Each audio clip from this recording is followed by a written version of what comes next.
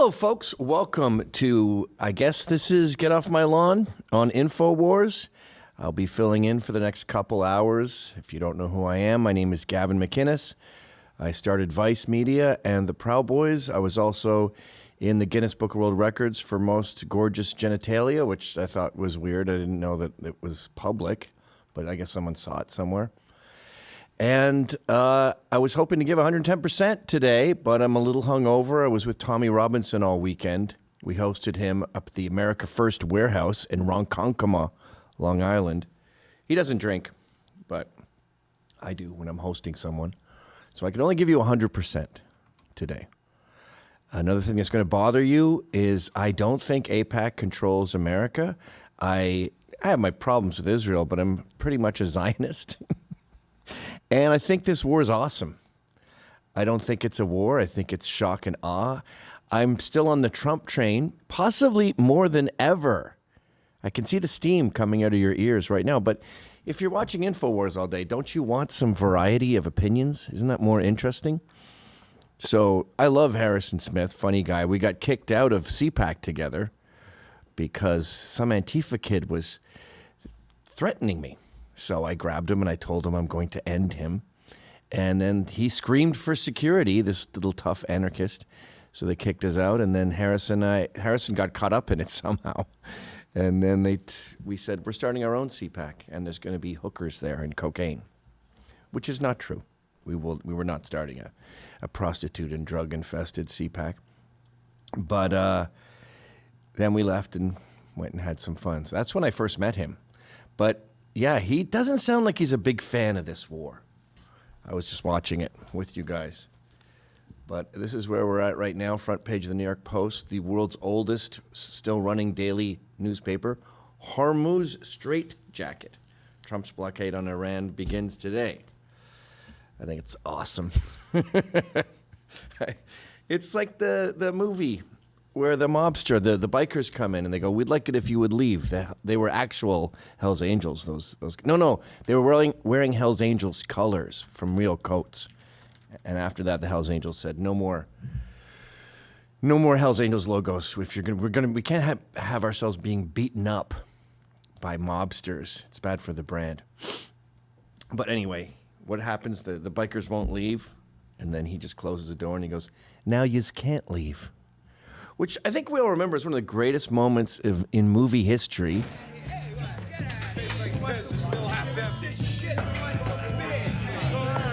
They're not wearing Hells Angels gear, am I wrong? Now you can't leave. They couldn't wear I think they were Hells Angels, but they couldn't wear it in the film, right? Oh, that's it. Yeah. I'm already starting out the show with false information and fake news. But we all remember that as the greatest movie moment of all time. Look how bad the editing is. Oh, yes. Show that again. Like, you should show all that. All their courage and strength was drained right from their bodies. They had a reputation for breaking up bars. But they knew that instant they made a fatal mistake. Go back, dumbass. Now you can't leave. Look at that. I will never forget the look on their face. Cool.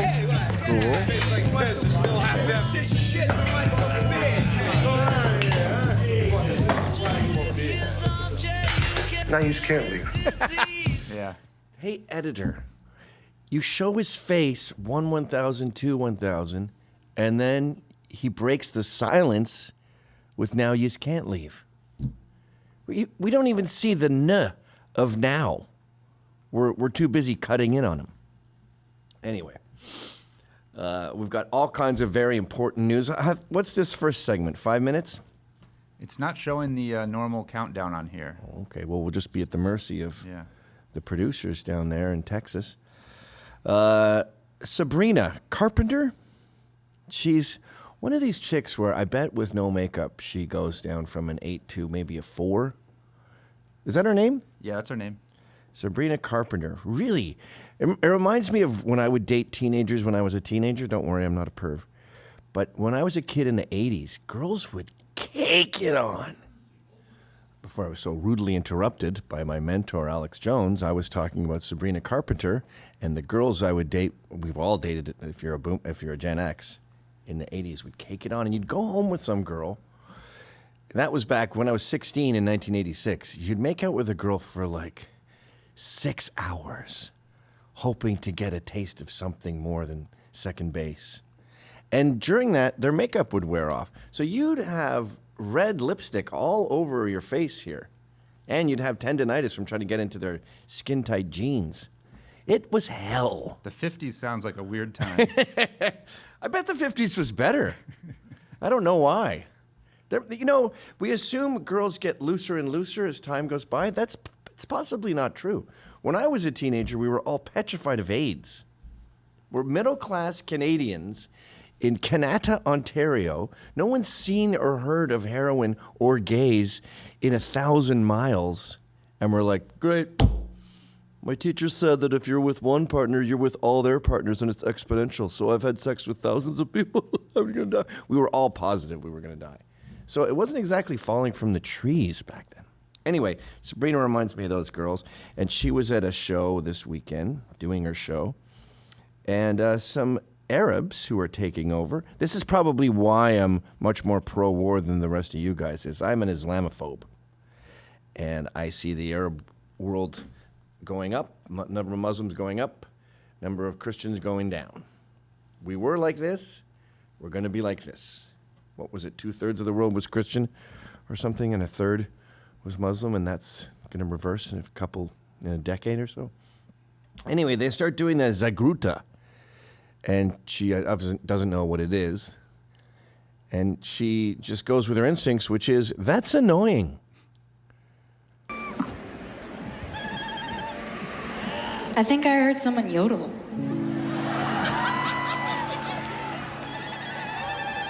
Is that what you're doing? I don't like it. It's my culture. That's your culture, is yodeling?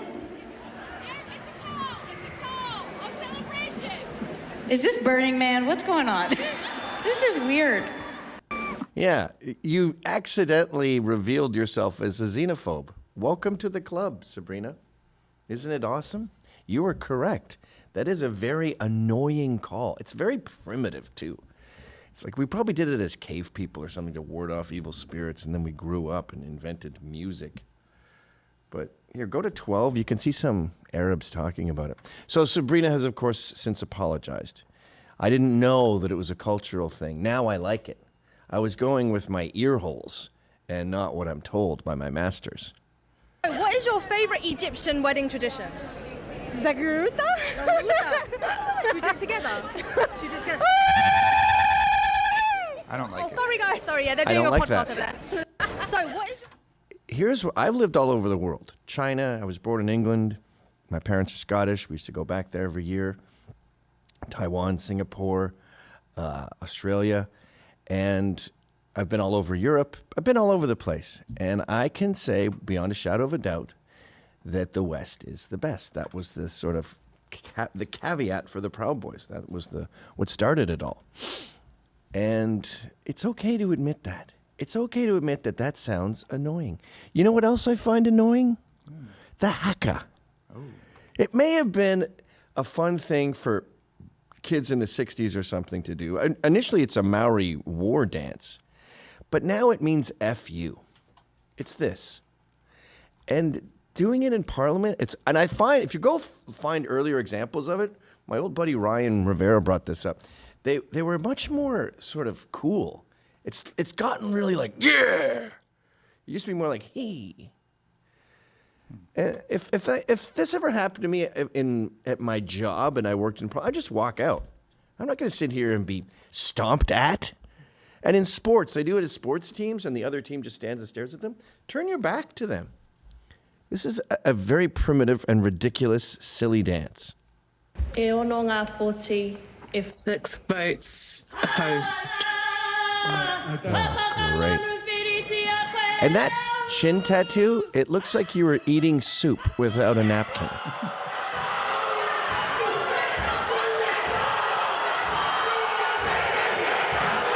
You get to wear just a t-shirt and sneakers.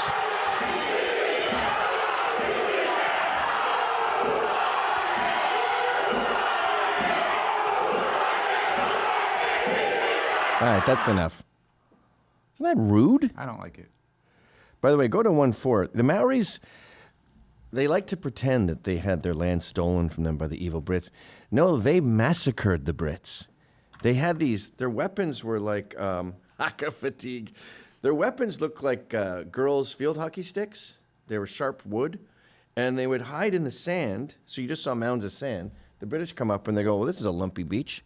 And then they would come out and decapitate the Brits. So eventually the Brits just said, okay, can we negotiate something where you get land and we get land? I'm done fighting you. You're too savage. And the reason that they lived in New Zealand is because they had taken over from the indigenous people there. The Maori are colonizers. That clip from New Zealand Parliament of the Haka temper tantrum. What I find funny is so many are quick to jump and say that New Zealand has to respect the Maori because they're the Maori. natives and the New Zealanders are these evil white colonizers. But it begs the question, are they the natives? They were the first there, and therefore they're the indigenous, right? Except you would be wrong, because before the Maori got there, there was a group called the Moriori, a small, literally pacifistic Polynesian tribe. For people who love to cry about how evil the British colonizers were, we can only imagine that when the Maori arrived and met the Moriori, they probably came with open arms and gifts. Except no, in the 1800s, they started the Moriori War and slaughtered nearly all of them. There's not even a thousand of them. That's a bad habit, by the way, to be going like this with your microphone. It makes almost every letter pop out. Chill. You're at a recording studio, literally. If you would like more proof that the Turd World sucks, let's check in on their video games. Some of their more popular video games involve having to go get the pieces after each turn because they've gone flying away. Look at this culture. No roads. Some giant chimney for some reason.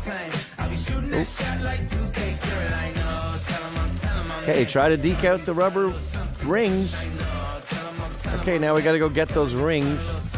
We launched them in outer space. Meanwhile, these guys are like 50 years old. Can we just start recolonizing again? Like everyone says, I was talking about this last week, everyone says the proof that the Jews are evil is they... Oh, that was a good one. Now I'm getting suckered into it. They've been kicked out of 109 countries. What about Britain? They've been kicked out of 90 countries. No, they chose to leave. Okay. Another piece of red left my atlas today. But places like Jamaica, have you seen Jamaica in 1960 before the revolution when they kicked the English out or voluntarily left or whatever you want to call it? It was stunning. Although you could say the same of Detroit, St. Louis, Baltimore. When you see pictures that say 1910 of basically anywhere, it looks beautiful. You know what that is today? Dirt, cinder blocks, rebar, a Rastaman with one rubber boot on, one sandal, a little kid's sweater on top of a long sleeve shirt, some tartan pants, and a kid's beach shovel stuck in his hair. And he's stabbing you. I think everyone was better off. So, yeah, Sabrina apologized, and she will never do that again. Justin Bieber, also in important breaking news, he played Coachella this week for $10 million. Everyone says it's a groundbreaking price. Genesis' last concert was like $230 million. I thought they meant just for Coachella or something. He was okay. Yeah. $10 million. I got that on me. Me too. I offered to pay the Sandy Hook bill for Alex. And he said, don't worry about it. I got it. Mm-hmm. Okay. But this might be the worst concert I've ever seen. And I saw the Replacements get so drunk they fell off stage.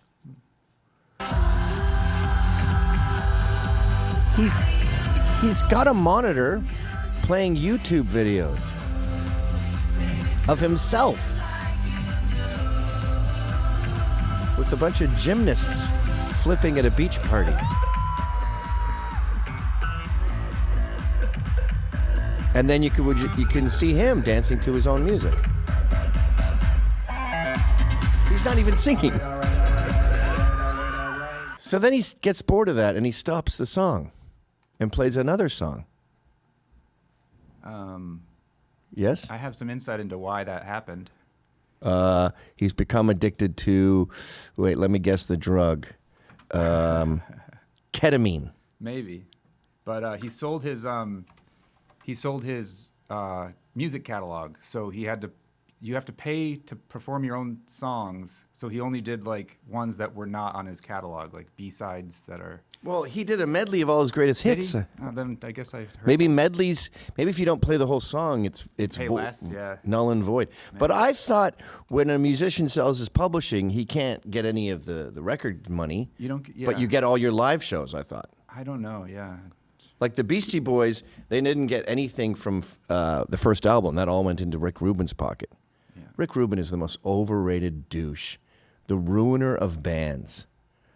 What's his other claim to fame? I told Johnny Cash to do a bunch of covers. Okay. Johnny Cash did a good version of a Nine Inch Nails song. Okay. And then Alien Ant Farm, or that, what are they called again? System of a Down? System of a Down? What? Like cheesy prog rock metal core? He's a genius. Most creative man in the world. Yeah, okay. What's 1-8? That is more Bieber. Bieber fever we got. Let's see it again. Now, I know you're saying, dude, I'm 60 years old. Why are you showing me Justin Bieber? Because these are our children. This is what our children listen to. Sabrina is much more influential than anyone on this network, especially me. So they move mountains, these people. And then they become our politicians, our bosses. They're the ones who send us to an old folks' home. You can ignore the youth at your own peril. This is the culture. Wow, he's Googling it. He's Googling his songs for 10 million. Hey, can you come on stage and Google yourself? Can you YouTube yourself for $10 million? Okay.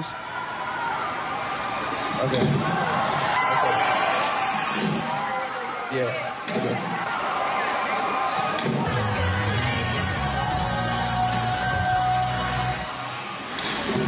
Can you tell a funny anecdote about that?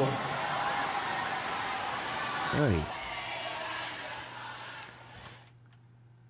Yeah, and I looked up that Genesis concert that was $230 million. God, I bet I'm a cheap person. I'm Scottish. But I bet there was so much waste. Look how bad this is. Well, I could say, you say now, tell me this back when I know that it's one. It's always the same, it's just a shame, that's all. Oh my God. I believe that I won't go, no, holy shit. So, I feel from my head down to my toes. All right, that's enough of that. You know what, Sean? I'm going to go off script here. Okay. How much more time do we have? Probably about 9 minutes right now. I want to get into Trump and Ireland and the justice crisis we're in, but we've got some time here. And I think Harrison was pretty heavy, so let's keep it light. Why don't we introduce this segment to a new audience? It's called Celebrities Telling Mundane Stories. Now, that also sounds irrelevant, but it is relevant. We live in a celebrity culture here in America. We mock Brits for their monarchy. Jay-Z and Beyonce are our monarchs. They live in the most expensive piece of real estate ever sold in California. We worship them, not me, not you. They do. Go criticize Beyonce and see what happens to your feed. It's a lot less severe if you criticize King Charles. So the evidence of that is we get a celebrity in front of a microphone, and then he tells us that he met Frank Sinatra once and got his drink order wrong. And we as Americans are so happy that we're hearing a celebrity talk about a celebrity. No one questions the actual story. And as someone who doesn't really I'm not really particularly interested in film stars. I took this punk band on a tour. Crass was the band, and they're old now. They were big when I was in the early 80s.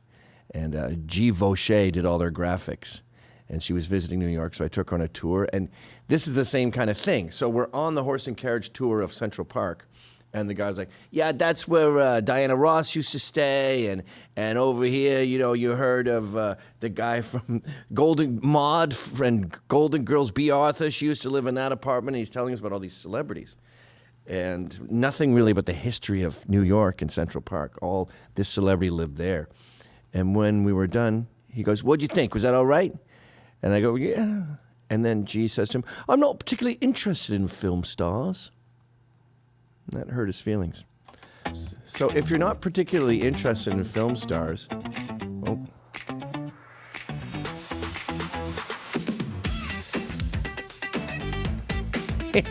There's G getting up.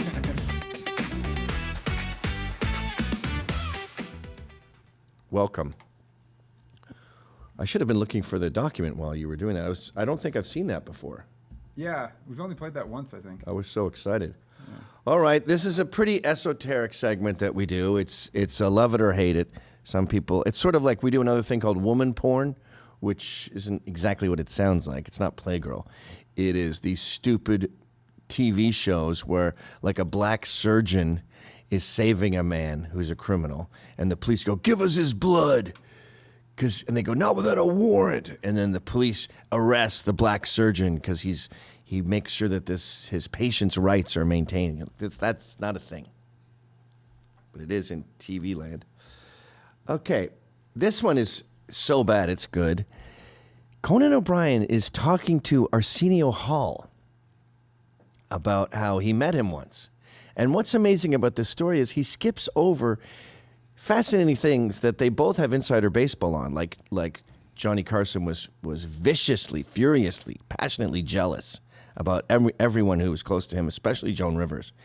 And he X'd her for appearing on another talk show without asking his permission, just appearing.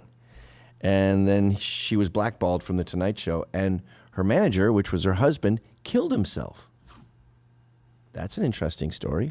The David Letterman wars with Jay Leno, that was interesting. They made a whole movie about that, remember?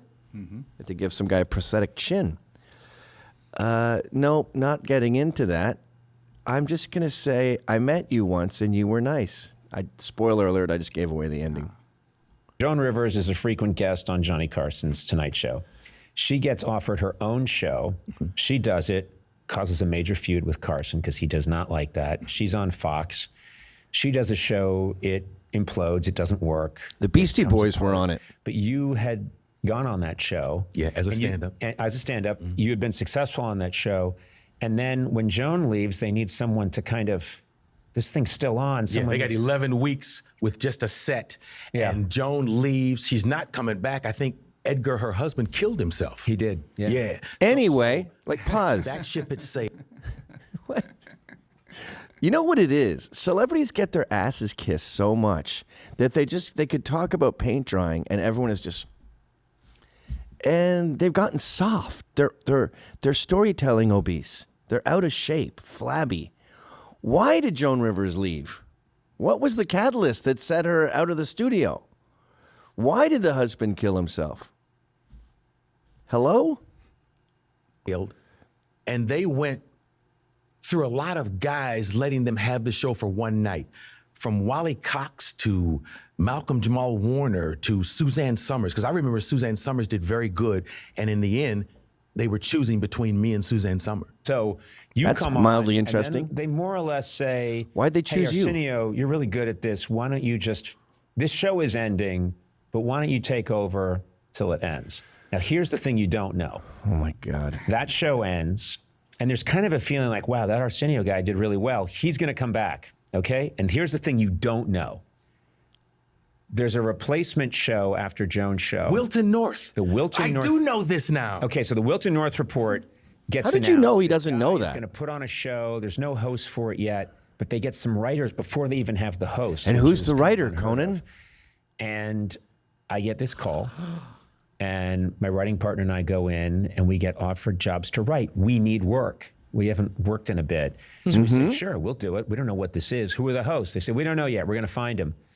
And so one of the first meetings we had, you were still, I think, finishing up your show. And we were just having an early introductory meeting. Here it comes. I leave and I heard there's, and I go, is there anything to eat around here? And they go, yeah, there's a snack room in there. I go into the snack room. Ready? And I see you. And you were at the refrigerator getting something.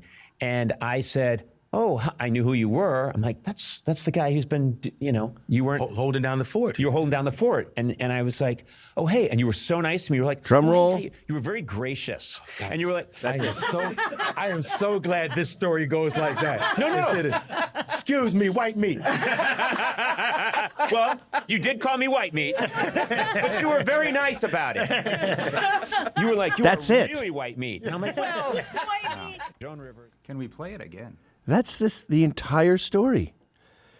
He's such a megalomaniac too. He has to go, well, let's see where I fit into your life, Arsenio. I was a young writer and I met you and you were nice. I don't give a crap. What? And then Arsenio has to put a button on the end and go white meat just to give it something. At least he could see how bad that was. God, I hate, why do celebrities exist? I've always said this. I'm watching a movie. I actually stole this from Justin Theroux, another celebrity.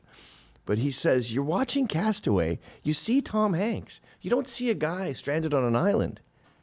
You see Tom Hanks. You know him. Oh, his son is Chet, that White Boy Summer guy. So you got to really squint to pretend that's not Tom Hanks. It's not like acting is hard. Like with the NBA, with the MLB, throwing a fastball at 102 miles an hour, that's the fraction of 1% of the population can ever hope to achieve that. So that I don't mind. Acting is easy peasy. Go check out my movie, How to Be a Man. I'm exquisite.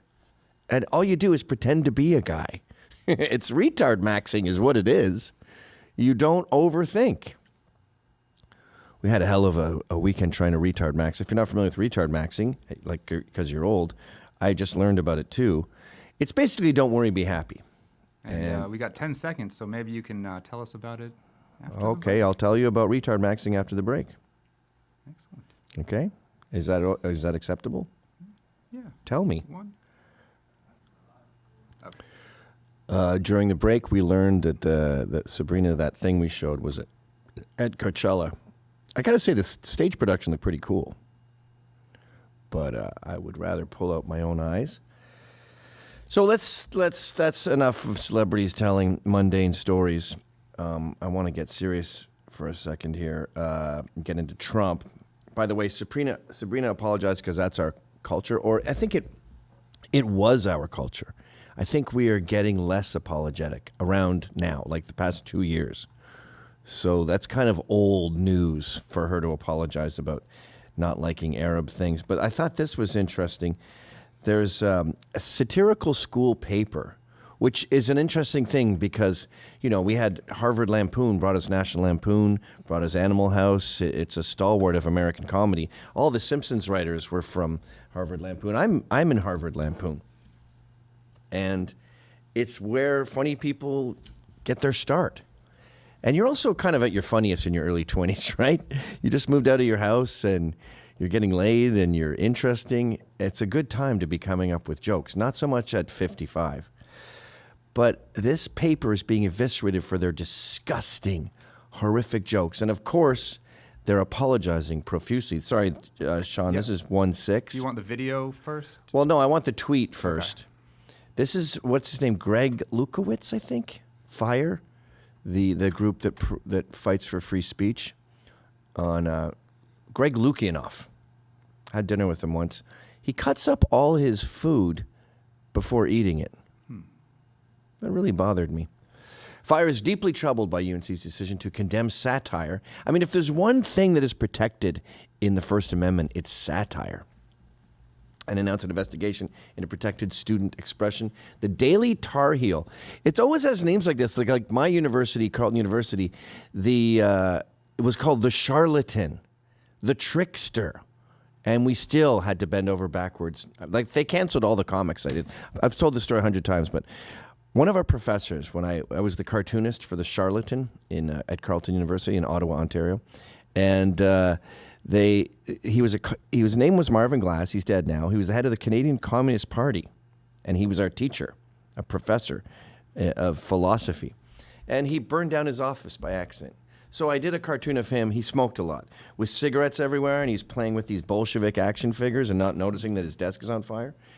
And they go, no, you can't do that because it implicates him. I go, we're called the Charlatan. It's not the Wall Street Journal. So they go, no, just make it cut him out of it.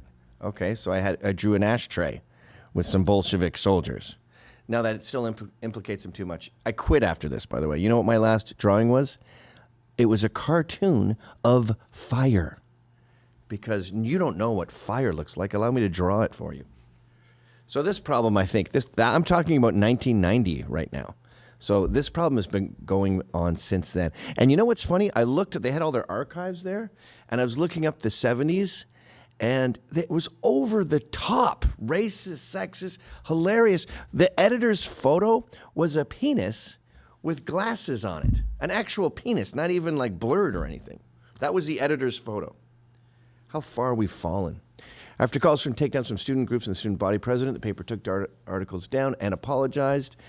Hill After Hours, a separate registered student group, also posted and deleted a TikTok sketch satirizing a stereotypical white student walking through an area of campus where predominantly students of color have historically lived. Now, this is what I really hate about when they attack satire. You don't know where the satire was going. It's art. So this girl does a snobby bourgeois fake tour of the crappy part of the campus. That could be, you could argue that's mocking rich white people. Like it's a pro working class joke. So what you do when you censor someone is you imbue this motive on them that they don't have a choice, that they didn't choose this motive. You're raping this girl because you're saying this is what you meant by that, by your art. And what does it produce? A world like that is gray. You know, people would take Alex Jones's quotes out of context and say he said this. And he shouldn't have talked so recklessly where it could be taken out of context. If you're speaking in a way where nothing can be taken out of context and sound bad, you're not speaking in a colorful way. You're speaking in a very drab, gray way. And that sucks. That's no fun. It's un-American, too. That's Soviet. That's China. Anyway, go down to the video. This is what they've apologized for. Hey guys, welcome back to my channel. Today I'm going to be taking a step outside of Granville and exploring a third world country, South Campus. Now I know what you guys are thinking. Stacey, isn't that like super dangerous? The truth is, the people here are just like us, and I'm here to prove it. I just can't wait to bask in their culture and in their struggle. The truth is, we have nothing to be afraid of. But just in case, I brought some bodyguards. They were... You ready? Skinheads, that would be funny. Pepper spray? Check. Taser? Check. Vape? Check. Let's do this. They're mocking classism. I hate to wreck jokes while they're happening, but... I'm surprised this place has roads and buildings. I always thought it was just desert. Missing brick, 2 o'clock.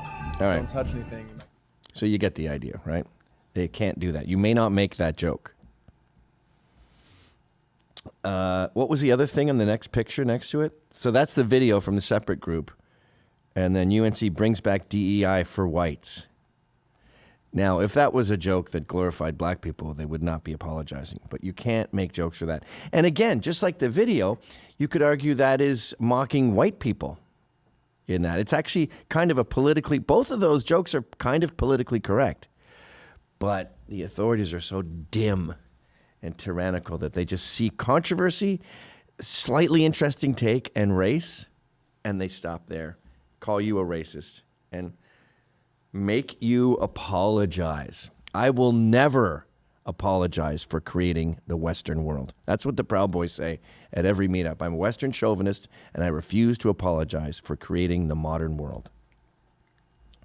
Speaking of refusing to apologize, allow me to make you all incredibly angry by promoting Trump. Can you play the interstitial, please? Sure. Okay, let's do this. I'll try to fill the dead air with nattering. and try to keep you interested while we roll the thing that is coming up any second now. Here, my name is Trump, and this is my show, JK. It's a segment, but that's all we need to know, frankly. You know who does a really good Trump impression? Who's that? Everyone. Stop. It's hack. It's like Alex Jones. Doing an Alex Jones impression is hack.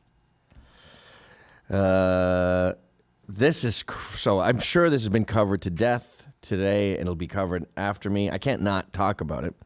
But Trump depicted himself as Jesus. 2-1. I think he's since taken it down, which is kind of an apology. He's not quite as bad. This is 2-1. Yep. And the weirdest thing about it is, so I think what happened is someone made fan art of him, and he just saw it as a holy figure, and he's like, cool, it's a drawing of me. My fans would probably like this. I'm going to post it. And then his team, instead of them going, Donald, you're not just a saintly figure, you're the main guy. You're the son of God. I think that's a little blasphemous. Instead of them doing that, they go, his staff sees those, I guess they're soldiers above him, and decide that's the controversial part. Everyone in the White House is incompetent. So they change them to demons because that's less controversial somehow. And there you have it. This is explained in the text above it.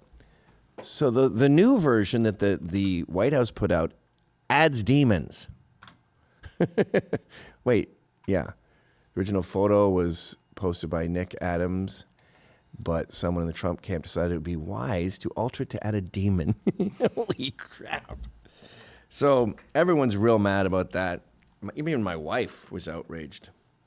I'm not. I think it's funny. I don't know. Maybe it's my background is as a punk rock liberal kid. So, I mean, I am in the Knights of Columbus, and we did swear allegiance to the Pope, and we did promise never to criticize priests or the Pope. I said to my hardcore Catholic friends, what am I supposed to do when the Pope says, open the borders up? And he goes, we just say he's been misinformed. So I think this modern Pope is pretty misinformed. But here was Trump crapping on him. Pope Leo is weak on crime, terrible for foreign policy. He talks about fear of the Trump administration, doesn't mention the fear. He goes on, I mean, I won't read the whole thing. It's very famous now, but he says he was only chosen because he's American, and that his attacks on me will have more power as an American. They should have hired his brother. His brother would have made a way better Pope. This Leo's weak on crime, weak on nuclear weapons, doesn't sit well with me. So, yeah, he hangs out with David Axelrod. I don't really see this as an attack on the Pope. He doesn't call the Pope a loser. Well, I guess he calls him weak. Tommy Robinson was much more, wait. Oh, we'll get to Tommy Robinson in a second. No, let's do it in order. Okay. Tommy Robinson called him a pussy, but I want to use that as a segue to discuss my weekend with the man. I don't know. I think it's a good time to scare our enemies. I think Iran is at the center of a lot of terrorist funding. So is Qatar, I guess you're supposed to pronounce it. And I hate them. And I see the death toll so far as the butcher's bill. There, I said it. Please calm down. Obviously, if it blows up and it becomes a quagmire, I'll be furious. But you feckless fair-weather friends, you've jumped off the Trump train the second the going got tiny bit rough. And now all you'll talk about is the imminent apocalypse. I guess if it bleeds, it leads, but it ain't bleeding yet. So why are you leading the charge away from Trump? I think so far everything's going great. Now you just can't leave. And he also is coming across as a nut, by the way, with this, like, what did he call them? He said, open the effing, I can't even say it on InfoWars, what he said to the world. Open the effing straight, you crazy bastards, on Easter Sunday. That was awesome. And he said, praise Allah. And I praise Allah. And I think it's good to be seen as deranged in a time of war. No one's ever respected Trump in the rest of the world, whether it's the elites in Europe, the globalists, obviously, but the Turd World, the United Nations types. So, okay, I'll just make you scared like I'm a psycho. You're going to run around with rubber boots and no pants on and a knife in your hand. And now, when you're going to negotiate, it's kind of sketchy. Like, you're scared of him. That's as good as respect. Fear and respect, they're about the same. We'd prefer respect. That's a lot cooler. But fear will do in a pinch. What's 2-3? This tweet here. Oh, yeah. This is a good little segment from GB News, Great Britain News. And he says things are going great. Do you want the video? Yeah, let's play the video because he really just quotes the video. It's about 2 minutes long. Okay. I don't like that caller. The truth about this war that nobody wants to tell you. It isn't about toppling Iran's Zoom way out, regime dude. before you ask. It's about reshaping the global world order. And I think that's happening right now. And I want to tell you how Britain is staring down the barrel of a dark age we haven't seen for over 1,000 years. This all comes, of course, as President Trump says Tuesday will be Power Plant Day and Bridge Day, all wrapped up in one in Iran if the key shipping lane in the Strait of Hormuz That's last is not Tuesday, right? reopened. And of course, lots of expletives there we have blurred out for you. But this is bigger than a headline or a Truth Social post in this war, and the evidence is not actually being kept from us. We're just blind to seeing it because nobody's talking about it. America has made no secret of its new doctrine. It is stepping back from being the world's police and repositioning itself as a powerful, self-reliant fortress. That is why President Trump has drawn a new strategic map from Greenland to the Gulf of America to the Panama Canal and its surrounding countries. At the Department of War, we call this strategic map the Greater North America. Interesting stuff, isn't it? So what does America actually gain from this war before we get on to the Greater North America? Well, let's look at a map here, shall we? I'll bring this up for you. The Strait of Hormuz, you can see there, is one of the most critical energy choke points on this planet. It is also a whopping 45% of China's oil flowing through it. That is a lot of oil that China needs. But it isn't just Iran. Just pause for a sec. I read recently, I was talking to Tommy Robinson about this because he's pro invading Iran too. Not full-on war, but what we're doing now. I don't even call it a war. But China has something like 100 days of oil. I don't know why. Can't they produce their own oil? I was looking that up too, and it turns out that's kind of normal, but I guess since they're in such a choke point, that's a big deal. Right. Well, our gas prices are high. I want Venezuela's oil. I want Iran's oil. And I want them to be crippled. And I don't want China. We're negotiating tariffs with China right now, so I'd like to see them sweat.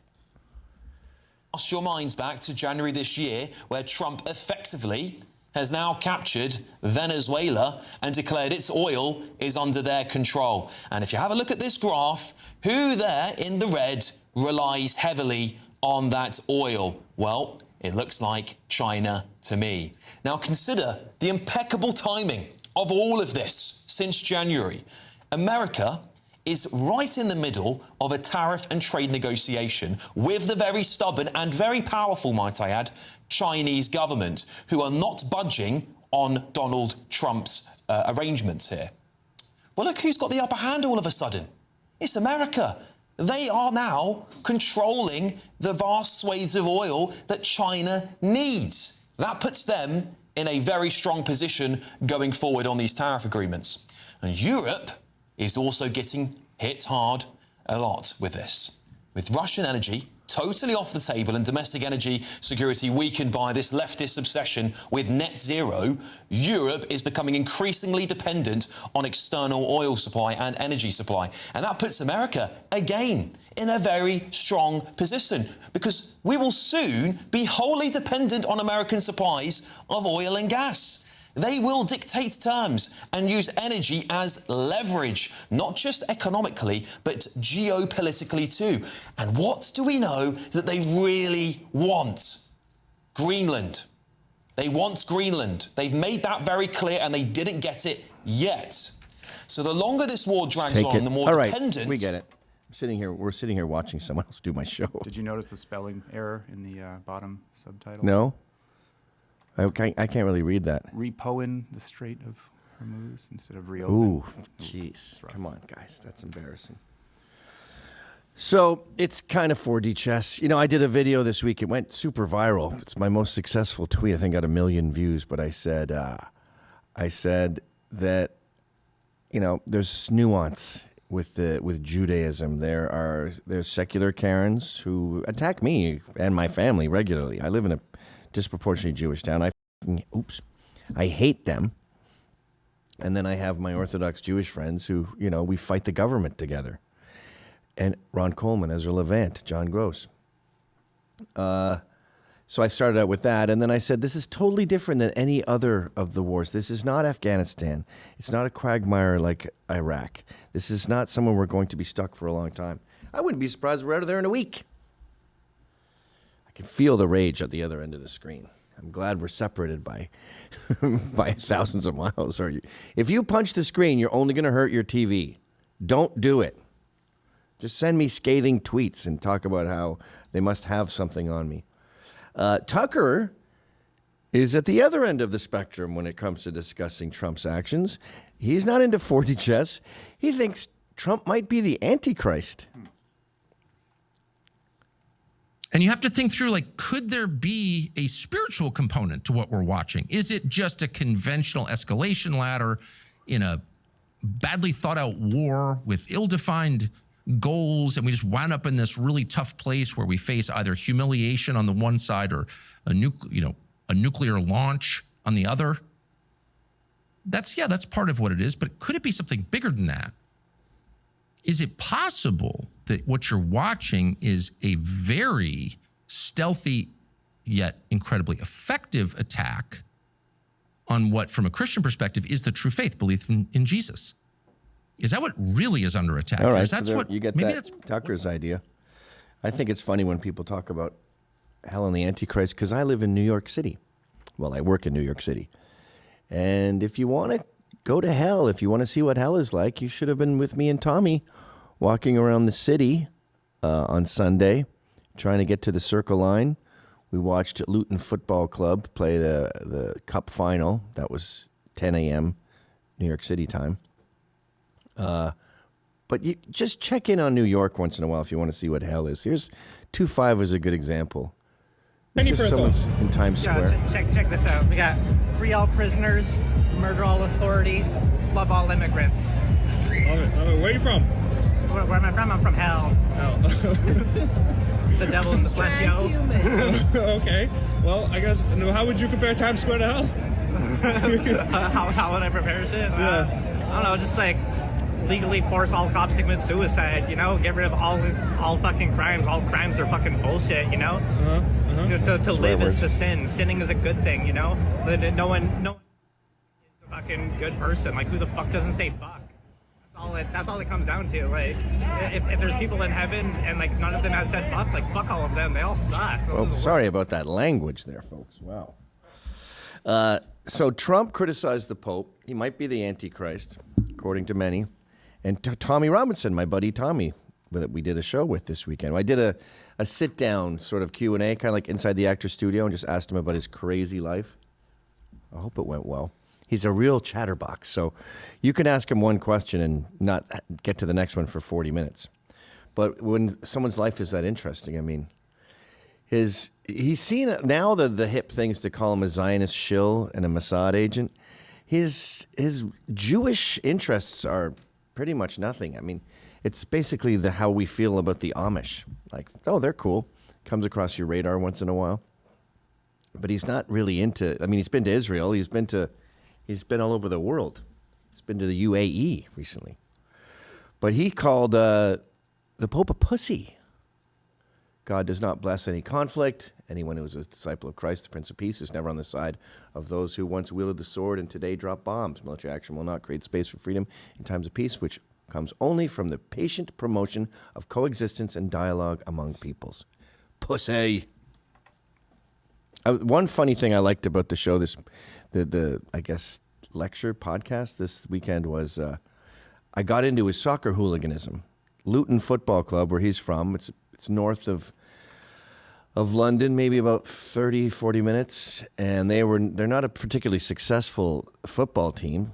They get mad when you say soccer, but they're known as the most violent one, next to maybe Tottenham. And he was absolutely unapologetic about it. I talked about, prospects and how you recruit people in the team, and when you go to fight, there's this whole sort of Roman phalanx where they flank their enemies on both sides. And he's like, yeah, it was awesome. I wish I could still do it today. I don't apologize for that. That seems to be the running theme today. He goes, it was really, really fun. And I realized it's a sport. Soccer hooliganism is a sport. It's mutual combat. There's no knives. There's no hurting people's families. It's at a pre-arranged location, and they go there and beat the crap out of each other. There's even a mutual respect kind of thing. Like at one point he told me he was getting arrested at the airport, and he could tell something was going to go down. So he saw someone from a rival football club and said, "Oh, if I get arrested, can you make sure my wife and kids go home okay?" He's like, "No problem, Tommy, no problem." Like the way a boxer would talk to another boxer. So that was a wake-up call. I think they care more about the violence than the game. When I was with Tommy at a Luton game, we spent more time down at the pub, spending £3 per beer, than going up into the stands and watching the game. They have sort of these labyrinth of tunnels underneath the game, and that's where you go and get your pints, whereas stadiums go up high. So yeah, Tommy's having a big thing on May 16th. I don't know. I went to the one on September 13th of last year. There was about 3 million people there, and you know what was so cool about it? Charlie Kirk had just died that week. They played the national anthem. There's a moment of silence for Charlie Kirk. There was Charlie Kirk flags everywhere. And this is in London. That Friday night, the night before the rally, there was a huge vigil with hundreds of people. And he just died. We got 5 seconds. It was beautiful. So when we come back, we'll discuss May 16th and Ireland popping off. So yeah, I was in the UK last September, and it was very peaceful, very pro Charlie Kirk. I think my theory is Britain has not had free speech ever up until 2 years ago when Elon bought Twitter. And all of a sudden, when the media lies and says this guy's a racist, this guy was harassing Muslims, this guy waterboarded a beautiful little Syrian child, you can go, no, that Syrian child was threatening to rape his sister, and he just shoved him. And now the media, the media and the government are the same thing there. I mean, it's the British Broadcasting Corporation. It is the government. So they're not used to not controlling the narrative. They're actually working hard to shut down Twitter in Britain. So one of the reasons I think they identify with Charlie Kirk so much is they just got free speech for the first time ever in 2020. Was it 4 when he bought it? So obviously when the messiah of free speech is killed, excuse my blasphemy, they feel it. So let me, if you're remotely near Britain or you're remotely interested in Britain, I mean, Britain is a dystopian time machine of where we will be in 5 years. So again, ignore it at your peril. But let's give them a free ad here. May 16th. May 16th, 4 nations, 1 kingdom. The entire globe's media, the alternative media, the independent media, citizen journalists from every country in the world are descending on our capital city on May 16th. Your voice, your message is going worldwide. We've got the world's attention. Now, what comes with that? I'm excited because on September 13th, we laid the foundation for a cultural movement. It's going to grow. It's going to be bigger. It's going to be in central London, and your country needs you. Why am I here now talking about this? Because from the days of the English Defence League, what builds a cultural movement? Music. We had our own songs in the EDL. We had our own identity. That's what we've brought to you with Unite the Kingdom. It's who we are. We're uniting 4 nations, 1 kingdom. That's the name of our new song. We're releasing this song now. I ask you to learn it, share it, spread it. Everywhere I walk before the last event, every street I walk down, we'll see you on September 13th, Tommy. We'll see you on September 13th. That's the previous one. Make sure May 16th is etched in everyone's minds, everywhere. Every video you make, every comment you make. I think it might be different. I think it might pop off, as they say. And I'm worried about Tommy going to jail again for some bullshit. Oh, there I go, swearing again. His list of crimes, what he actually did, if you actually look it up, it's exactly the same as Trump. 34 counts as a felon. Oh, that sounds really bad. I guess it's arson, murder, child sex charges. They must be, and when you have that many, there's going to be like all the other criminals, right? When you look up a career criminals rap sheet, there's a wide variety of horrific things. No, it's boring paperwork, lies, and garbage. And that's the same with Tommy. Right now, actually, he's doing a talk tonight in Gainesville, Florida, at the University of Florida. But when he goes back, which is in a couple weeks, he's facing 10 years. Why is he facing 10 years? Again, I know you're parochial, you don't have a passport, you don't care about Britain, but this is relevant. He's facing 10 years because he'd gotten so many threats. He's had 13 major threats on his life. I don't mean like someone's rude on Twitter. I mean the police, by law, I think it's called Overton's Law. Something like that, yeah. Because someone was threatened and the police didn't tell him, and that guy was killed. So the police have come to his house 13 times and said, you have a credible threat. He's on the front page of the ISIS jihadist newsletter with a target on his face. So anyway, he's on the lam. He's with his wife and kids. He's got similar kids to me. And a reporter tracks him down, takes pictures of him, and doxes the hotel he's at. Like says what hotel he's staying at, while there's everything short of an official fatwa out on him. So you're threatening my children's lives is what you're doing. And as I keep saying, what jihad and left-wing liberal Karens have in common is they're happy to dox your house and put your children's safety in general. The mafia, in peril, in danger. The mafia, Bloods and Crips, if your kids are around, they will not shoot you. They'll wait till you're alone. Not liberals, not the Dems, not the media. They're happy to throw your kids into the wood chipper with you. And just shows they're demonic. So he showed the journalists, he sent the journalists privately, didn't make it public, a picture of his own house. And he said, how would you feel if I published this? Wouldn't that be the equivalent? We're off. Before we get into Ireland, I'd just like to briefly get sexist, if I may, for a second.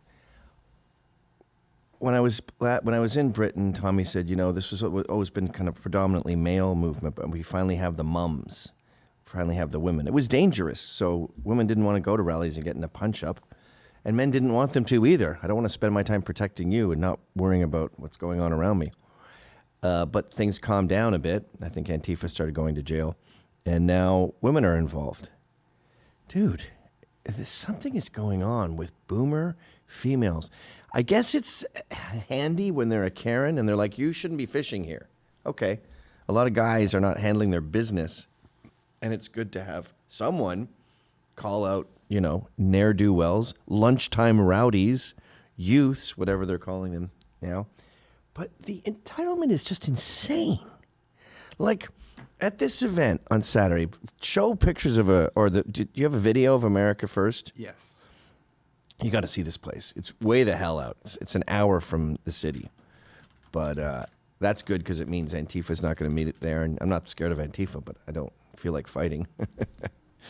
But it is the coolest place. Whenever I go there, I go, Joe, that's the owner. I go, this place is a little drab. Have you considered sprucing it up a little bit? Like, one of the 5,000 things you see when you walk in there is, remember when Joe Biden wiped out on his bike? That's there, like in a corner, life-size. He's got a mannequin with like a bicycle helmet and a bike all collapsed. That's half of 1% of what is on that place. What is taking you so long? Find a good one. Find a good one. I sent a video going around when I was there. Tommy put a bunch up. Are you just looking on the internet? Yeah, 1 second. Well, why'd you say yes? I have one on my phone I could have sent you. Okay. So, what are we doing here? Hello? Oh, that's great, Sean. Thanks. Thanks for saying you had something when you didn't have it. That's it there. Oh, now I got to go into my stupid phone and ruin the whole show. That's the guy who owns it. Library. Have you noticed your phone now finding anything is an absolute nightmare? Where have I got it now? Are you showing it while I look? Yep. No, you're not. You're showing a guy sitting in a chair. There we go. That's a good shot of it. Pretty over the top, huh? So anyway, we're there, and when you're doing an event, you don't want to sort of drain the chi, spoil the surprise by lounging around, especially because there was a meet and greet for him after the thing. So you want to have some oomph to the surprise. Hi, it's me, rather than just be there in everyone's face. So we go to the green room. It's also, you want to store your chi. You don't want to be drained when you go on stage. And plus, I get nervous before shows, so I like to pace and stuff. And these women just walk in, and they're standing there, talking Tommy's ear off. I guess they're groupies, but like he's not interested. So eventually I go, what are you doing? And she's like, oh, well, sorry. She was British. I think she flew down for something. And I go, we're getting set up here. So like no one but security and, the people involved in the thing. Oh, right. Or here's another example. I walk up and this woman, we're in a bit of a rush. We don't know if we're going to get jumped outside the event. I mean, Tommy and I have both been attacked at events like this, pepper sprayed, everything. It's probably not going to happen way out on Long Island, but it's possible. So, our head's on a swivel, and this woman just stops him. Oh, Tommy. He's like, hello, you all right? He's overly polite. Him and like Ezra Levant, I don't like talking to people. But I guess they both are in activism, so they're constantly networking. I'm not looking for friends. Don't approach me if you see me in public. But he'll talk to people for like an hour. So she bumps into him and she drops a piece of paper. And he goes, oh, that's yours. And she goes, no, that's yours. It's your Wikipedia. I was just reading about you. I hadn't heard of you. What? Look, there's nothing wrong with not knowing who Tommy Robinson is. But why are you stopping a stranger after having just read about him on Wikipedia that you're carrying around in your hand? And she goes, you're a cute little guy. Are you in a dream? It's like lucid dreaming where you can just go up to anyone you want and slap them and take their glasses or whatever. And it's a pattern. And then talking in the audience. This other woman has her phone on. Like you're doing it's a lecture. She's talking about girl and horrific stuff. I don't even know if I can say it on InfoWars, but raping young girls underneath the Pakistani flag, branding them on their buttocks, an M for Muhammad, nailing a girl's tongue to the table. The gangs there are like gangs everywhere. Drugs, violence, all that stuff. They have names like the Gambinos, but also child rape. I don't know of any other world where that crime is added to normal gang life. Go talk to any biker gang in the country. That's not on their to-do list. But he's talking about stuff like that and his ringer goes off. Someone's ringer goes off. And then there was one guy, granted he wasn't a woman, he had two phones. One was filming the event. All right, kind of uncool, but okay. And then the other, he's FaceTiming someone and talking about this loud. Yeah, we're here, there, the other. That loud. In the front row. I screamed at him. At one point I said to someone in the audience, I can still hear talking back there. I'm going to kill your entire family. I'm going to start with your estranged cousins and old co-workers, and then move in on aunts and uncles, and you'll be the last to go. So I guess Harris already covered. How much time do we have, Sean? We've got 16 minutes. Oh, good. Well, we will do Ireland. Ireland is popping off. Oh, yeah. Sorry, one thing I wanted to say about May 16th. I have a funny feeling that it's going to get violent. Now, to keep Tommy out of jail, he'll have to make clear, we do not want violence, or he'll get blamed for it. But I've heard that they're saying they're not going to leave, they're not going home. They're mad. I think when you're a huge country like America, you don't see the rage of being invaded. You become like a frog boiling in oil. We don't even notice that we are losing 200 people a day to opioids, or that 20 blacks are killed by 20 blacks every day, because it's so big you don't see it in front of you. But a smaller country like Britain, they see it. And the demonstration in September was fairly upset, but this one they're really mad. So you better not get arrested for egging on the violence. Although Trump told them to be peaceful, and it didn't make them peaceful, right? Yep. I mean, sorry, it didn't make the media stop lynching him for promoting the violence. They call it his riot. They say he egged them on. In fact, Enrique Tarrio of the Proud Boys, the reason his sentence was so bad is because he refused to take a plea because it included blaming Trump for the violence and lying and saying that Trump told him to. If he had lied, he would have had nothing. So that'll be contentious. And now we move on to Ireland, where it's much smaller than Britain. So they are seeing this invasion. Now, it's called a fuel protest. Their fuel's about twice the price of ours. They've got to import most of it, and this war in Iran is making it worse for them. So the government should move in and take down some of these ridiculous taxes, at least temporarily, because farmers can't do their job. Truckers can't do their job. So I've always accused Ireland of being too woke. They remind me of my home country, Scotland. They hate Trump with a passion. If you wear a MAGA hat in Ireland, it's going down. But they seem to be waking up. This is like the trucker convoy, which, by the way, the trucker convoy in Canada, I think really, it was a major catalyst, and it pushed especially working class people to stand up and fight back. I don't think you could possibly overstate how valuable that convoy was. Last 24 hours, Irish patriots have shut down the nation. Truck drivers, bus operators, and farmers have paralyzed cities with massive blockades. Even as Garda, that's the police, threatened 6 months in jail, more patriots flood the streets in defiance. Ireland is primed for revolution. You know what's insane about Ireland? Like, they have Black Lives Matter there, and blacks bitch about slavery. Irish were slaves. The Irish didn't have slaves. They were slaves. They were slaves in America. If there's one place you can't argue about how horrible blacks were treated, it's Ireland. So it's going down. Conor McGregor opened his restaurant, gave everyone free stuff, free food and drink.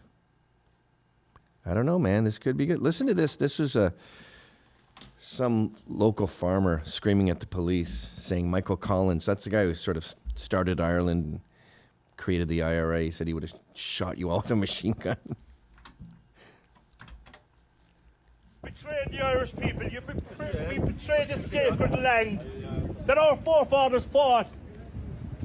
And you can smile. Go home with your fucking money. Oh, more bad words. You should be ashamed of yourself. Yeah.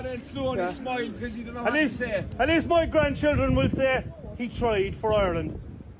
Michael Collins, if he was here, he'd have a machine gun on ye cunts. Oh, jeez. People of Ireland. I should have checked the clips for rude words. No. I can tell you that much. This is all over social media, and I'm telling you, the people of Ireland have enough of your traitorousness. So that's good to see. The world's waking up. Although over in Australia, I think the world is going to sleep. Have you heard this Ben Roberts-Smith guy? So this is down in Australia. I think we have this problem too. There's a justice crisis going on in this country. These judges that we're getting now, they haven't even graduated law school. They're like magistrates. They were a clerk, a friend. Did you see this? Go to 4 or 5. I was talking about this guy last week. This random criminal is appointed a judge. What are the criteria here? Pennsylvania ex-con, 27, who's been jailed 3 times, turns over a new leaf to become state's youngest ever judge. And, you know, here in New York, the NYPD, they'll settle a $5 million suit because the all-black jury is going to make it $20 million, $200 million, just out of tribalism. They don't care about justice. Juries are totally polluted in this country. Look at Alex Jones. Look at that case. Look at Tommy Robinson. So this is a Western problem. We invented justice really with the Magna Carta. We used to be at the top of the heap. Now we're drifting into Turd World levels of justice. So don't separate England, Ireland, and Australia from us. So this guy's a war hero, Ben Roberts-Smith, right? This is up to 3-6, Sean. Yep. And so after Australia was in Afghanistan, they put up these billboards all over Afghanistan in Arabic saying, "Did our gods do any war crimes? If so, let us know." Yes. Wait, that's 3-6? There's a tweet above it. Do you want me to see the text? No, well, maybe. Okay. Go to 3-7 then. Okay. Because that's a good response to it. So he's accused of shooting an unarmed man. Look, war is hell. I'm sorry. He's also accused of Sparta-ing some guy. He was awarded the Victoria Cross for a single. I talked to him last week, right? Yep. I spoke to an Afghan veteran who told me that the Australian government literally paid for billboards in Afghanistan, offering to pay random Afghans to come forward with war crime allegations. So look at this guy. He looks like a superhero, right? And so This happened 15 years ago. There's zero proof, but they say, well, a lot of his fellow Green Berets, whatever, special services guys, special services, have testified against him. Yeah. Go to 3.6. Who exactly and what exactly did they say? But I think what did it was the 21 former SAS and serving SAS soldiers that served with him that gave evidence against him. Yeah, 21 of Ben Roberts-Smith's mates came out against him. That means he has to be guilty. That's sort of the argument that's being floated around, that because 21 SAS guys came out against Ben Roberts-Smith, he must be guilty. We must take 21 guys' side against Ben Roberts-Smith. But that's not actually what happened. A lot of these guys didn't voluntarily come forward with testimony. They were coerced into doing so, either in the Brereton report or in the defamation trial where they were subpoenaed. And in actual fact, many of them didn't want to testify. In that defamation trial, one of the lead journalists there from 9 said, the great majority of these witnesses were subpoenaed by us and they didn't want to be here. They don't want to help us. And then a soldier from the same trial said in court, I still don't agree with the fact that Ben Roberts-Smith is here under extreme duress for killing bad dudes we went over there to kill. It's like this idea that's floating around of like 21 SAS guys being unable to sleep at night and just saying, got to go and show the world what Ben Roberts-Smith did. It's not the full story. But the full story is even more clouded than that because the prosecutor doesn't really have much more evidence than this. They've gone on record to say that it's really just the testimonies they're relying on. And that could get you past the line in a defamation case. But in a criminal case, which is what we are now going to be in with Ben Roberts-Smith, that has to be beyond reasonable doubt. If all you're going off is testimonies and no like physical evidence, no autopsies, fragment analysis, whatever it is, it's going to be very hard to prove there's no other explanation or alibi, etc. And maybe the AFP or the special investigator, whatever, has some secret evidence they haven't alluded to at all yet. But fundamentally, Ben Roberts-Smith is innocent until proven guilty. And what a lot of people aren't picking up on is the level of witch hunting that is being done against him, particularly by... We get it. 3.8. I'm going to bring this back to America. I'm always self-conscious here when I talk to Americans about any other country because they always roll their eyes. And I'm the same way about the non-West. I couldn't care less about a mudslide in Sri Lanka, but we're all interlinked. And I'm going to show you why in a second. That's them arresting him. It doesn't really make sense to blur his face. He's everywhere. Go to 3.9. They said he kicked Ali Jan in the chest, sending him falling backwards over a cliff before he landed on the ground. They said that he ordered another soldier to shoot him dead. They say he was involved in the death of Afghan nationals. The victims were not taking part in hostilities at the time of their murder. I don't know. You sent him to go kill people and you don't like the way he killed people. And you really hunted for examples of that. We're out of Afghanistan. It was a complete disaster. We deeply regret going there. We deeply regret Syria. We deeply regret Iraq. But as of today, Iran's just fine, thanks. So go to 4.1. So that's far away, right? It's a good 20-hour plane ride away. It doesn't concern me. Well, Tommy Robinson is a 6-hour plane ride away. That's as close as the Canadian border. Montreal's 6 hours away from here. We're getting closer. So what is this here? April 5th, 2016. Oh, yeah, this is intense. This is an idyllic Southern California spring day. As I am walking out to take the kitchen garbage out, I turn around the corner and pass a big white windowless van. All of a sudden the door swings open and this tall uniformed guy steps out and he has a piece of paper in his hands and he says, "Are you David Daleiden?" And he says, "I'm with the California Department of Justice. We have a search warrant for your home." And he hands me the warrant. And I think to myself, oh gosh, what's going to happen next? So about 5 or 6 California DOJ agents started stomping through my apartment. The other 5 of them standing on the lawn outside. Some of them were armed with AR-15s. Some of them had canine dogs with them. They had come for me. In 2013, I began and orchestrated an almost 3-year-long, very in-depth, comprehensive investigative journalism study about the harvesting and trafficking of body parts from late-term abortions. There's multiple violations and multiple issues that you very quickly start to learn about when you look into it. There's the basic problem of selling body parts, where you're basically creating a system, creating transactions, creating business relationships that incentivize the objectification and the destruction of human beings in order to keep the business going. So for about 30 months, we went undercover with the explicit purpose of partnering with some of the biggest Planned Parenthood abortion clinics in the country to send their technicians in, harvest body parts from the abortions that were being done that day, and then package up the parts and ship them off to different customers all around the country, sometimes around the world.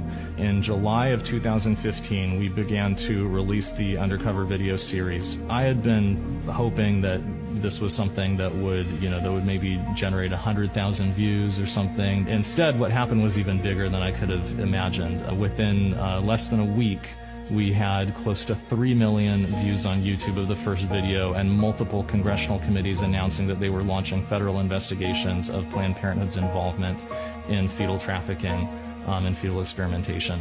The truth got out there, and the words of Planned Parenthood's own leadership describing their organization's participation in these activities went viral and was being publicized for the whole world to see. Looking back on it from the information that we know now, I now know what was going on was that Kamala Harris, at the explicit instruction of Planned Parenthood, had targeted me, and me alone, among all undercover video news gatherers in the state of California, to enforce the California video recording law against me and to punish me for speaking the truth about her powerful campaign donors at Planned Parenthood. Okay, so we get the idea that that's worth looking into. They harassed him. They almost killed him. They tried to jail him. And it was all for speaking truth to power, as the left keeps saying. And yes, that was 2013. This is James O'Keefe's life. This is why he says, my price is my life. This is what he does for a living. Live that guy's terror. Took 11 years defending himself over one story. This is what they do. People who hold them accountable. Nobody is held accountable because the people who have the power to do so are afraid of the retaliation. David is different. His love of the truth. And then it says, final charge dismissed against David Daladin for exposing Planned Parenthood. So that's April 2nd. And he released this information, began his investigation 2013. Over 10 years of persecution for this guy. So while we mock Australia and mock Ireland and mock Britain as being totalitarian states and we're free here, we're not. Look at, and there's two-tier justice here. Look at this, 4-3. Apparently, if you're a person of color and you vote Democrat, you can run over cops. That's perfectly reasonable.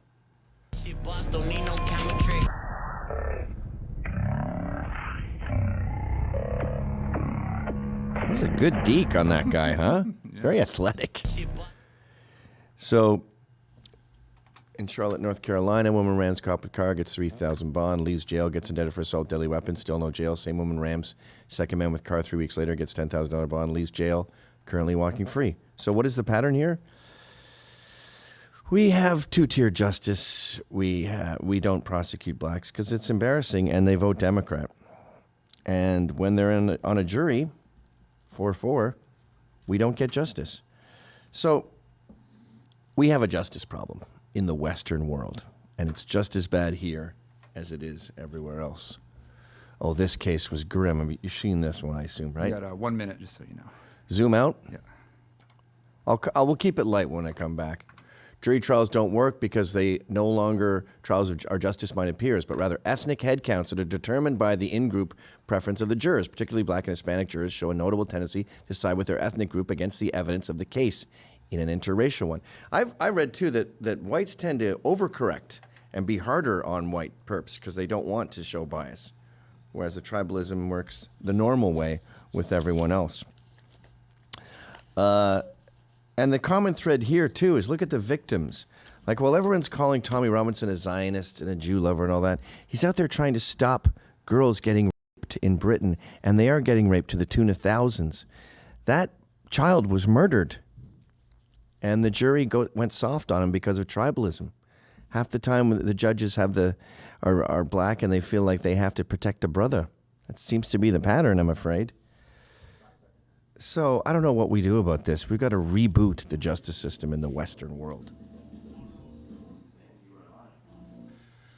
So I guess we were talking about racism in a sense. I mean, you're talking about justice failure, and we have a white war hero being persecuted for doing nothing, and then we have people of color allowed to run over cops and kill dads because of their race.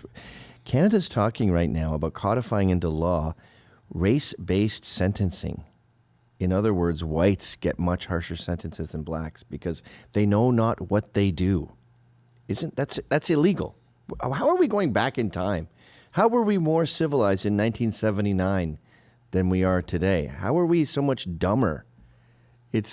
Why are we wearing Crocs and pajamas all the time?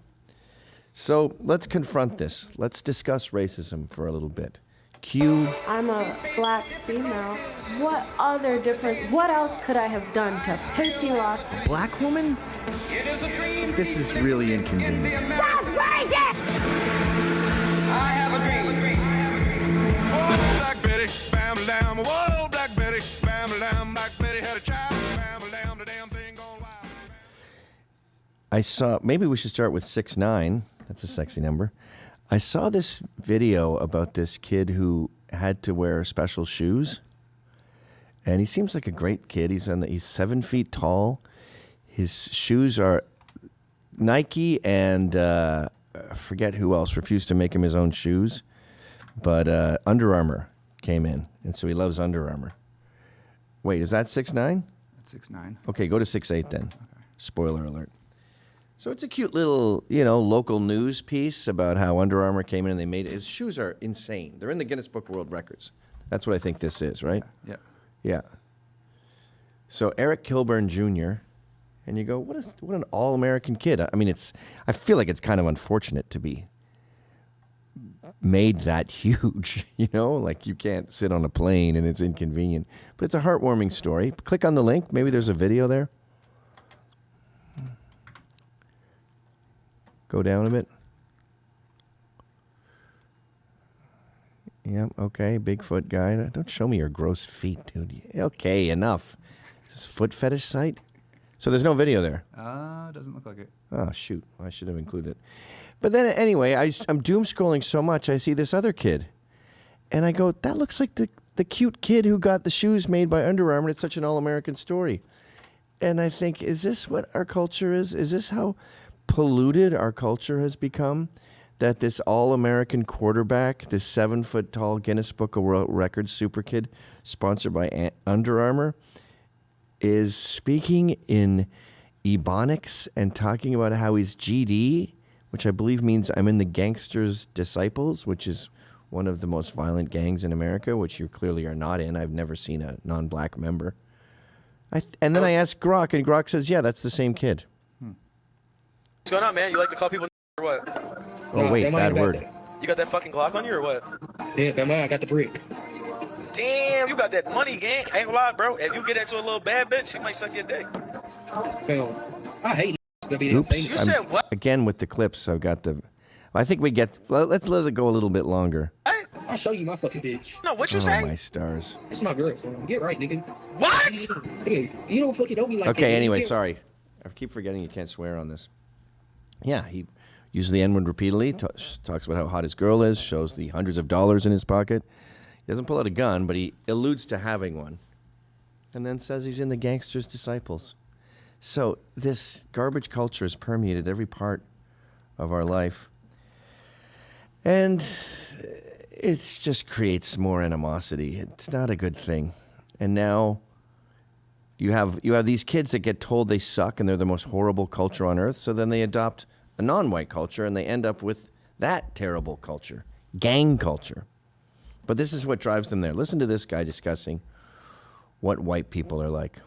Nastiest, most disgusting, vile creatures on the planet. You might have 1 or 2 white people out of 1 million that might be okay. Being white means we don't have to show you our ugliness, but we're gonna make sure we show you the ugliness of everyone else. Like, Wait, white pause. Being white means we don't have to show you our ugliness. What are kids exposed to in kindergarten through college? I wouldn't be surprised if this very video was in a class. This could be, if you wrote this out as an essay, it would be a totally mainstream, well-accepted academic essay that your daughter and son would be told to memorize and submit a book report on. So what are you talking about? You're only allowed to show the ugliness of other people? I'm probably going to get in trouble for even showing this segment. And I live behind a paywall where you have to give your credit card and your address and a secret password to hear my evil thoughts. And I'm the only one saying it out of a few others. As far as mainstream news go, no one is saying this.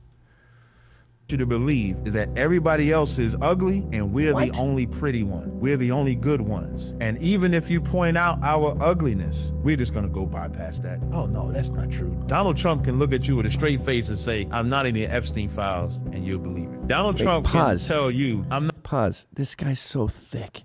And we didn't say we're prettier than you. Everyone talks about how beautiful Lizzo is, and every movie and TV show has the white guy, Spider-Man, sees a black girl, and he's like Zendaya, and he's like, wow, she's perfect. And black women do nothing but wear white-like hair. Asians, Indians, anything but black hair. So I'm not doing this. You are.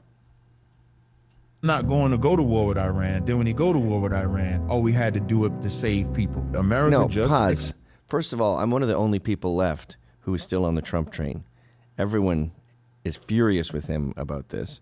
And what was the previous one he said? Epstein. Oh, yeah. You don't know what the Epstein files are. You don't realize that when Trump takes one of his planes and doesn't go near the island, it still counts as being in the Epstein files. Every allegation against him that someone randomly makes sends in an email, that's now in the Epstein files. So no matter what's submitted, it gets in. It includes everything. Does this guy think he was on the island?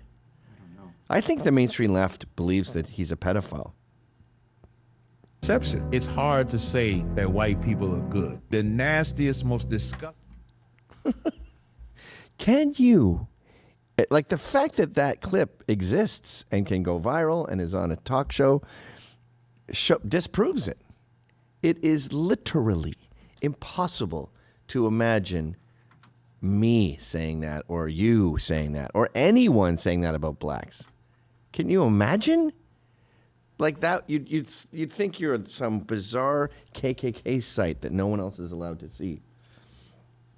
I thought, and this is again universal. I would include South Africa in the West, at least a long time ago. They have Western values. The Boers are essentially Europeans that evolved to be Africans. But look at this switcheroo piece.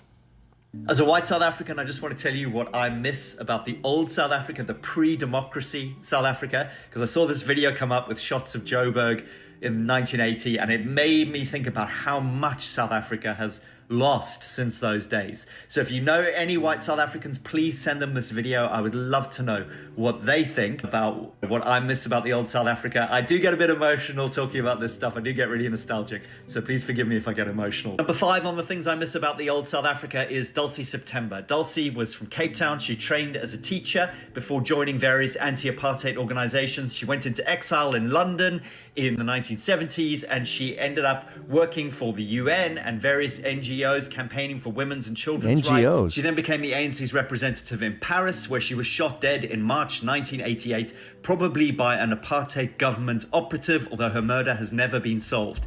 Dulcie, the street where you were killed is now named after you. We miss you. We wish you were still here, and you will never be forgotten. Before on the list of things I miss about the old South Africa are the Craddock Four. I know there are 4 of them, but I'm counting them as one for this video. The Craddock Four were Setelo Mhlauli, Fort Kalata, Matthew Goniwe, and Sparrow Mkhonto. These guys were community organizers. They were dynamic, interesting leaders in the anti-apartheid movement in the town of Craddock. They were abducted from a roadblock. They were tortured, stabbed, and murdered.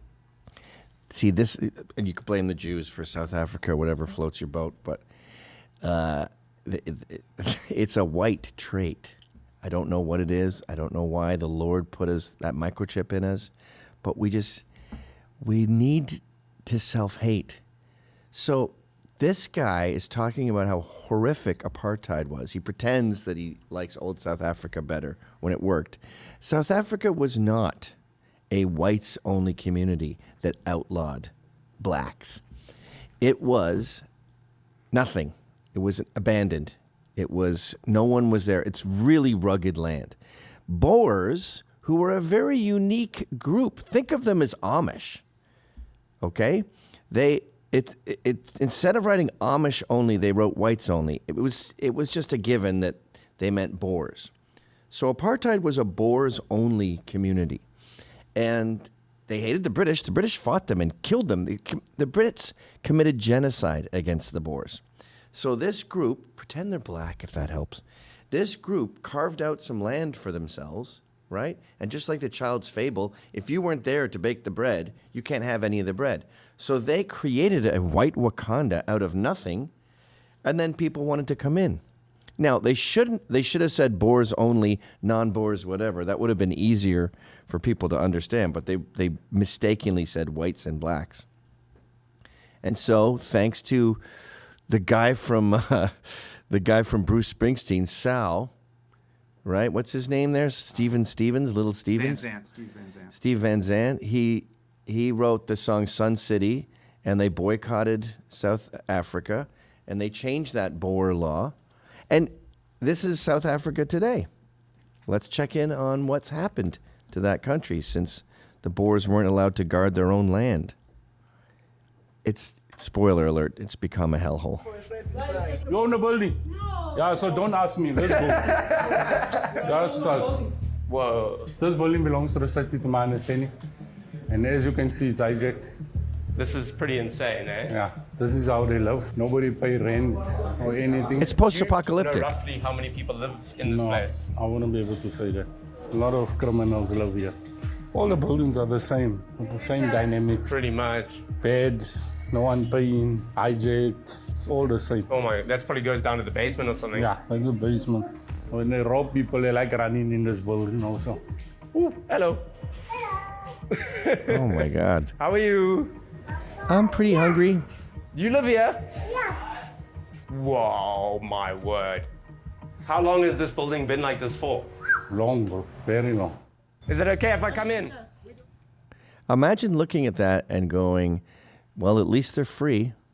At least we have freedom now. Thank God bless those activists that liberated us from Boer oppression. Isn't it amazing? Okay, last one. I was talking earlier about how the Brits have been kicked out of 90 countries. This was an interesting little sketch this guy did where he refused to apologize for his great-grandfather's crimes. But then, guess who makes an appearance at the end? I just think we feel guilty and we're in no position to ask for favours due to the fact that we did colonise most of the world. I do want to be clear, I didn't do any of the colonising myself. It was my great-granddad, so have a go at him, okay? It wasn't my fault. Great-granddad here. I'll be honest, I enjoyed every second of it, so, yeah, sorry, not sorry. Back to you, old boy. I just think... So what's the takeaway here? I think that when you're right, you have to fight. You know, if there's a lot of people think children should be sexualized. No, we're not doing that. Well, you know, what about their rights? What about their constitutional rights? Like here's a great example. In Quebec, I was talking about this all weekend. The Muslims were praying en masse. Okay, we have freedom of religion here, right? Canada's pretty much the same rules as America when it comes to that. And give them an inch, they take a mile. And they started doing what they're doing all over the Western world, which is praying everywhere. When I went to Jerusalem to see the birthplace of Jesus Christ, it has a massive iron fence around it with spikes because Muslims have completely surrounded it. It's a tiny island surrounded by hundreds of Muslims. And what are they doing there? The call to prayer. That deafening, crappy loudspeakers playing their cacophonous prayers. And they all get down, and it's a show of force. You've got to sort of move around them to get to the birthplace of Christ. And it's the same all over Britain. They take over entire roads. Why wouldn't you choose a park? Why wouldn't you choose one of the many mosques that has completely taken over London? Because you're showing force. And by the way, we're seeing this right here in your state of Texas. I forget the number, but there's something like 800 mosques built in Texas in the past years. They're really coming after Texas hard. And that's something you see with Islam where they'll say, oh, they're only 1% of America. Yeah, they're not spreading thin. They're taking over areas. Oh, they're only 6% of Britain. Yeah, go to Luton, go to Birmingham. You'll see cities that are no longer British at all. They're even the kids have their own accent now, the Muslim kids. So in Quebec, they said, no, they went down to the Notre Dame Cathedral in Old Montreal. It's one of the most beautiful churches in the world. And Quebec's very different than the rest of Canada. It's like 400 years old. So Old Montreal is literally hundreds and hundreds of years old. It's much older than America. Whereas Canada, they got their national anthem in 1980 and their flag in 1970. It's a brand new country. And Quebec just said, no, you're not doing that. You need permission to pray. You need forms, and it's not going to be good for you if you're Muslim. We know what you're doing, and we're overriding it. Just like the Chinese coming here and having babies. Yes, we have birthright citizenship. You're abusing that law. We're changing that law. Why? Because I'm right and you're wrong. You're taking advantage of my altruism. You're taking advantage of my good nature. And rather than lie there and be trampled on, I'm saying no, we're taking it back. You're not having a baby here, and you're not taking advantage of us, and you're not showing off to the rest of the world that I'm your bitch. So no more praying here. That's the future of America. That's the only future for the West. Because when you're not the boss, when you don't flex your muscles like we're doing in Iran, when you don't punch someone out as a shot caller in prison, then someone else becomes the head of the prison, and they're going to do a much worse job. And you know what a great example of that is? Feminism. We freed women. I said this on Twitter a few hours ago. We freed women from the kitchen, and where do they go? To a smaller kitchen, in a van, by the river, alone, that breaks down. And what do? They vlog. And when they really need gas money, they do OnlyFans. Welcome to the freedom. Let's do a little segment on feminism, Sean. Okay. And we'll talk about women left to their own devices, because it's not good. And but wait, before you start this, I want to make clear, I'm not a sexist. I love women. I adore them. But I adore them in their natural state. I adore them as, boys will be boys, kind kindergarten teachers that like their place in life. I love them as housewives. I love them as moms. I love them as feminine creatures. Sorry, they don't do well with power. They don't do well when left to their own devices. And they don't do well in the workforce. Generally, they tend to cheat on their husbands. Anyway, play the Who here identifies as a feminist? We are the storm, the very form of change that the world has been waiting for. He said I was too pretty to fight. And that's toxic masculinity. You don't realize how your behavior is harmful. Okay, so we freed you from the kitchen. You live in a van. You do OnlyFans and vlog. How about we rent you out this giant hall in a hotel? What do you want to do? We want to have a sensual chest rubbing seminar. Okay. This is what you do with your freedom. Sorry, NSFW here. There are no actual nudes, I believe. But look how unbelievably retarded this is. Talk about retard maxing.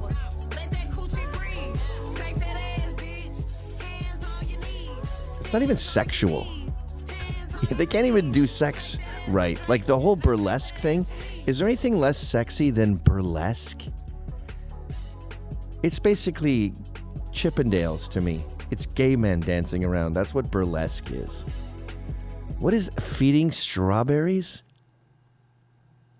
What are you doing? Here, let's check in politics. Okay, that's it. Politics is generally a male subject. It's about systems and numbers. 2 million illegals in America is not a big deal. 40 million, we have a problem. That's boring number stuff. But, come on in, ladies. The water's fine. Let's see how you handle politics. What do you not like about white people? 1, they breathe. 2, they speak. 3, they have thoughts. And all of it just needs to stop. We need women in power. We need people who are not white in power. We're done with the white men. We're done. What is skin color Like South Africa? do with it? By the way, you know you're white, right? Why do you need less white people in power? Inclusive. Inclusion. People who help. Isn't the majority of the world not white? Why do the minority of countries that are white have to be not white? They just keep on making rules about things that don't pertain to them. What non-white country are you Like kind of looking at abortion? saying, hey, you know, they're doing it right because they don't have white people? Which one is it in your view? I don't. That's the dumbest question. Ignore. well, no. If they're the problem, they're obviously Like, there's pause. people The confidence thing is crazy to me. Like, it's not even conceivable to her that she's not the smartest person in the world. Just like the woman walking into the green room on Saturday night, or stopping Tommy on the way to the venue. Or even when we walk to the venue, I am the guy hosting this show on Saturday night. And there's a woman standing by the door. She's like 40. And I go, hello. She's like, hello. And I go, trying to get through here. And I have to like move around her. Like they talk about man-spreading. Have you been outside? Every bar, every train seat, women take their purse, which they spent 4 months' wages on because women aren't good at their own pocketbooks, and they put the purse in the chair next to them. That isn't spreading? Go ahead. that are the solution. Who's the solution? Who's doing it right? Women. Women. Look at Mexico. You can look at, anything. Mexico's like a narco Look at Jasmine state, Crockett. Huh? Isn't Mexico like a narco state, though? They got one bad area. My God. They got I one. mean, the whole thing is bad. No, it's a beautiful country, but you don't. No, it's not. It's a one bad area in Mexico. Yes. So Mexico is our goal. South Africa and Mexico is where the left wants us to end up. Okay. I don't want to do that. Okay, two more. I hope we have time. Okay, let's quickly go through women should not be in control. This is an inch. Okay, we got to squeeze this in. Go ahead. Yeah, I don't agree with that. I will never agree with the path you took. Then take it yourself. If what I do is so easy, do it. I already I have my degree. Okay. Okay, I'll speak. So he's a computer programmer, and he makes, I don't know, $120 a year. She's a funeral director. She makes like 40, and that's totally unfair. And that's why she doesn't, that's her husband, by the way. That's why she doesn't agree with the path that he took. Funeral directing is, I'm not going to say it's easy, but it's something that pretty much anyone can do. Just be able to deal with death and be polite and quiet to people who are mourning. Computer programming, what, 2% of the world can do that? Maybe less. I can't. You can't. It's hard, so you get paid more because it's a rare skill. Remember the MLB pitches? And she doesn't understand that. Like, that's the problem with a lot of the liberal brain in general, I'd say, is this equality of outcomes. Like, I went to school, I studied a thing, you went to school, you studied a thing, now we both do things, so we should get the same amount of money. That's a great idea, Mao. Way to crack the code. And that moronic thinking is female thinking, and it's all over the male brain these days, which is why we have Zoran Mamdani furious that white New Yorkers make $200K and black New Yorkers make $20K. No, dude. The latter group is living off the former group who are paying 80% of the taxes, probably for the whole state, and the rest and Section 8 where the other 20,000 a year people live. So the moral of the story is don't let them control everything. We have to bring back the patriarchy. We are in control of the world, not because we want to boss you around, but because every time we give you the steering wheel, you crashes into a ditch. So get back in the passenger seat. I'll be driving from now on, and I don't want to hear any more talk about crushing the patriarchy. It's the only thing keeping both of us alive. I'm not going to let you turn my world into an abandoned building in Johannesburg full of rats and feces. It's been a pleasure. See you next time, guys. I like you more than a friend. Get fired, get in trouble, be brave, and never stop fighting.